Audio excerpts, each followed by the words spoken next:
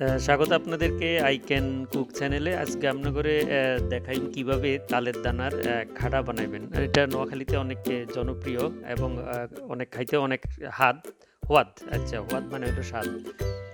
তো তালের দানার খাড়া বানাইতে হলে যে জিনিসটা আপনাকে প্রথমে লাগবে এটা হলো হুনা তালের দানা, তারপরে আখি গুড়, তেজপাতা আর নাইলের দুধ। তো প্রথমে যে কাজটা করতে হইব সেটা হইলো হুনা তালের দানা কাটি এটার ভিতরে হাঁস বাইর করতে হইব।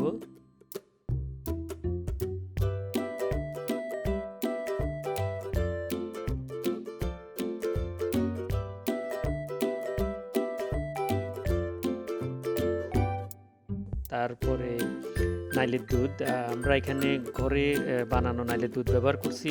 এখানে একটা ভিডিও আছে কিভাবে আপনারা ঘরে নাইলের দুধ বানাবেন, সেটা দেখে নিতে পারেন।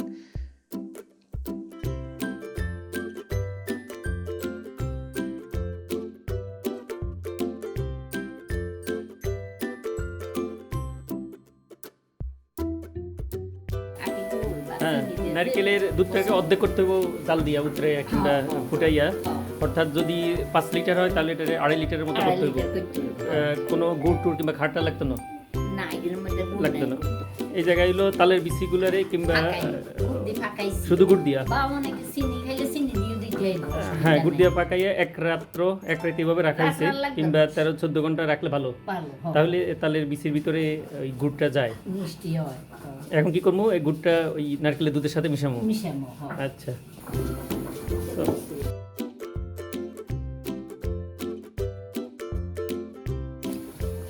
কতক্ষণ রান্না করা লাগবে? কতক্ষণ?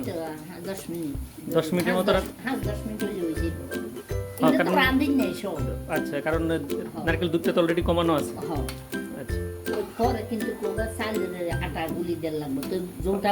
ও আচ্ছা, যদি একটু ঘন করতে হয় তাহলে কিছু চালের গুঁড়া কিংবা আটা দিলে তো হয়। আচ্ছা, আটা দিলে গন্ধ করবো, তাহলে চাউলের গুঁড়া দিতে হইব। তাহলে হয়ে গেল নোয়াখালীর তালের বিচির খাড়া, তালের দানার খাড়া, যেটা নোয়াখালীর ভাষায় কয়। এটা কিভাবে খায়? মুড়ি দিই নাকি? আচ্ছা, এটা যে কোনো ভাবে খাওয়া যায়। এটার স্বাদটা সত্যিকার একটা অসাধারণ, আপনারা ট্রাই করে দেখতে পারেন। ও আচ্ছা, আচ্ছা, এটা কি চাইলের গুঁড়া? চাইলের গুঁড়া দিলে তাহলে জিনিসটা একটু থকথক হইব আর কি। তাহলে একেবারে অরিজিনাল খাড়া হয়ে গেল। এখন একটু পাতলা, এটা দেওয়ার পর একটু নাড়তে হবে, না হলে চালের কি হবে? ও আচ্ছা, তাহলে একটু নাড়তে হবে যতটুকু সম্ভব, নাহলে এটা গোটা গোটা ছাকা ছাকা হয়ে যাবো, জিনিসটা ঘন হইব না।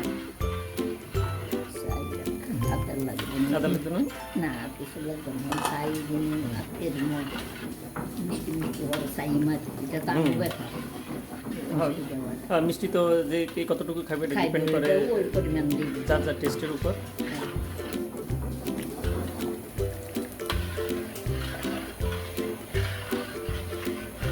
হয়ে গেছে 5-10 মিনিট উতরাইলে, মানে 5-10 মিনিট ফুটানোর পরে হয়ে গেল।